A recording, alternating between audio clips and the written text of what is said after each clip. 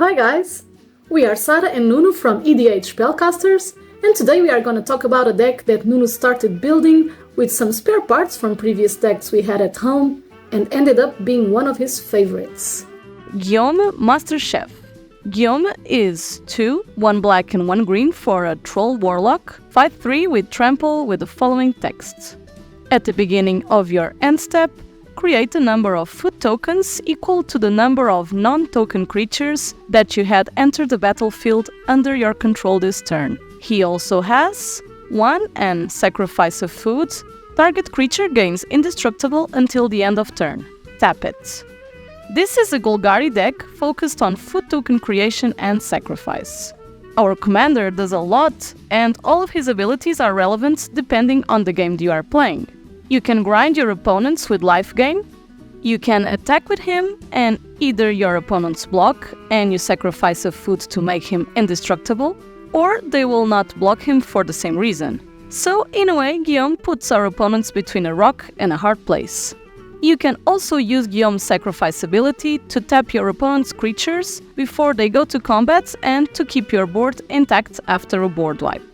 So, with that in mind, we are going to need a lot of food token generation, and if you are asking what a food token is, food tokens were introduced in Throne of Eldraine. It is an artifact token that comes with an activated ability. If you tap and pay 2 generic mana, you can sacrifice the food to gain 3 life. And with the release of the Lord of the Rings, Tales of Middle-earth and Wilds of Eldraine last year, the deck just got a lot of upgrades. Now that you know what our commander does, let's start talking about food token creation. And for this we have Eleanor Gardener. This one allows us to ramp and triggers whenever we sacrifice a food for whatever reason, like our commander ability or for some of the other cards that we are going to mention later on. Pippin, Warden of Isengard. Sweet Tooth Witch. Tough Cookie. Gilded Goose. Gluttonous Troll. Gumdrop Poisoner. We also have Experimental Confectioner and Peregrine Took. These two not only are good on their own, but also end up just comboing together, as we will mention in a later section. We have also some Sac Outlets like the infamous Cauldron Familiar, Dockside Chef, Dina Soul Steeper, Greta Sweet Tooth Scourge, a very good food-focused commander option as well, Feasting Hobbit, Lubelia Defender of Bag Ends, Viscera Seer, and Ravenous Squirrel. We also have a couple of well-known spells that require us to sacrifice foods for draw or other benefits like Deadly Dispute, Costly Plunder, and Back for Seconds. We have 3 super important creatures that make our sacrifice abilities very strong. These are Mirkwood Bats, Nadir's Nightblade, Mazirek Crawl Death Priest. This last one triggers whenever any player sacrifices another permanent. This line of text, for the ones that don't know, is very similar to another very infamous creature. And if you know what we are talking about, you know how strong this can be. We also found a special enchantment that not only is super thematic, but also super strong on the deck. Green Feast is a 3 mana, 1 generic, 1 black and 1 green for an enchantment from Mirage that states: at the beginning of your upkeep, Green Feast deals 1 damage to you. Also, whenever a creature is put into an opponent's graveyard from the battlefield, you gain life equal to its toughness. The 1 damage per turn doesn't affect us that much, but the upside can gain us an insane amount of life out of nowhere. Our restaurant has always food for our customers. The 2 most prestigious of them are Braid's Arisen Nightmare and her friend Vraska Golgari Queen. Both can fix the issue that our deck can sometimes face: too many tokens and nothing special to do with them all. So we can use Braid's end of turn ability and Vraska's +2 to transform food into draw. The food demand on the restaurant is very high. So, to keep up with it, our master chef needs some help on the kitchen with Jaheira, Friend of the Forest, and Knight of the Sweet's Revenge, transform our foods into glorified Mox Emeralds. Nuka-Cola vending machine, a new card from the Fallout set that gives extra value to the deck. Parallel lives, to multiply token creation. And now, for the best card in the deck, Gyome's own fast cooking cooker, Academy Manufacturer. The value and token generation this card gives alone is insane in this deck. And, paired with other cards, you can break the game out of nowhere.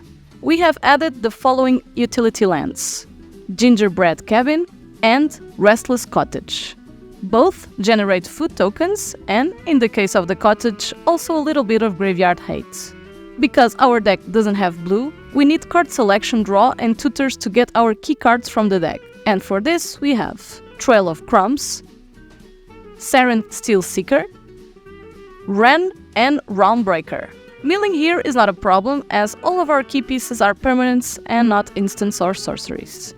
Beseech the Mirror, Analyze the Pollen, Smuggler's Surprise, Archdruid's Charm.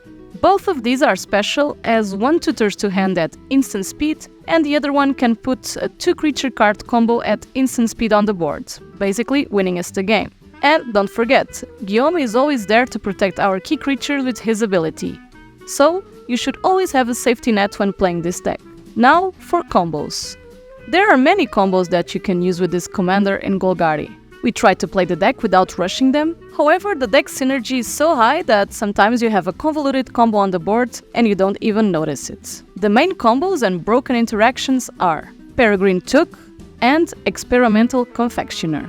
With both of them on the board and at least 3 foods, activate Peregrine Took by sacrificing 3 foods. Experimental Confectioner's second ability triggers 3 times, creating 3 1/1 red creature tokens and 3 food artifact tokens. Resolve the Peregrine Took ability, causing you to draw cards. With this, you can draw as many cards as you want and create a gigantic army of angry rats that cannot block.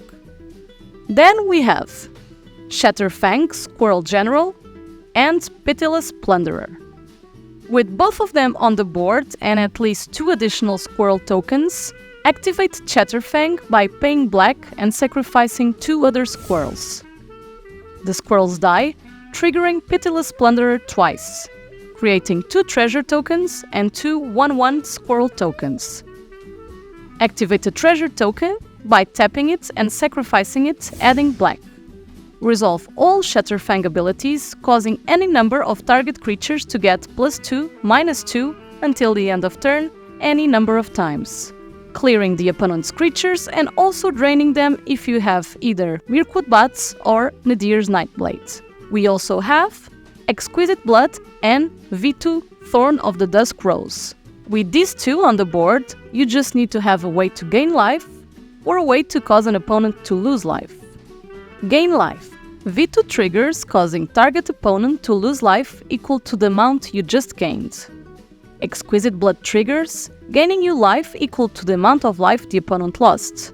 You can also accomplish the same results with Dina Soul Steeper instead of V2 with Exquisite Blood. We have the infamous interaction between Cauldron Familiar and Witch's Oven. These were a menace in other formats and they don't quite combo infinitely together. However, there are some cards on this deck that can change that, like Cauldron Familiar, Witch's Oven, Clock of Omens, and Academy Manufacturer. Activate Witch's Oven by tapping it and sacrificing Cauldron Familiar, creating a clue token, a food token, and a treasure token.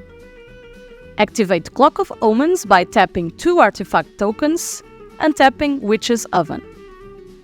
Activate Cauldron Familiar by sacrificing a food token, returning it from your graveyard to the battlefield. Cauldron Familiar triggers, causing each opponent to lose 1 life and causing you to gain 1 life. Or Cauldron Familiar, Witch's Oven, Clock of Omens, and Peregrine Took. Peregrine Took will do Academy Manufacturer's work, creating the same loop. And the same can be said for Cauldron Familiar, Witch's Oven, Clock of Omens, and Pitiless Plunderer. Or Cauldron Familiar, Witch's Oven, Clock of Omens, and Parallel Lives. The engine is the same, only the final touch is different from our master chef. Lastly, we have Academy Manufacturer, Pitiless Plunderer, Cauldron Familiar, and Viscera Seer. This one is a bit more complicated. We need everything on the board and to do the following. Activate Viscera Seer by sacrificing Cauldron Familiar. Cauldron Familiar dies, triggering Pitiless Plunderer, creating a food, a clue, and a treasure token. Resolve the Viscera Seer ability, causing you to scry 1. Activate Cauldron Familiar by sacrificing a food token, returning Cauldron Familiar from your graveyard to the battlefield. Cauldron Familiar enters the battlefield, causing each opponent to lose 1 life and you to gain 1 life, creating a loop. We are also testing Transmutation Font from the Big Score. It reads powerful. If you are looking for other commander options for decks similar to this one, you have Frodo, Adventurous Hobbit, and Sam, Loyal Attendant, Merry, Warden of Isengard, and Pippin, Warden of Isengard, if you want to add white to the deck, or Greta's Sweet Tooth Scourge like we mentioned before. As always, if you want to take a look at the full deck list, we will leave the updated list on the description below. We want to hear your opinion and what cards would you add to the deck. We started a Ko-fi, so if you guys want to help us improve our content, if you feel like it, please take a look at the link down below. And as always, thank you so much and see you next time!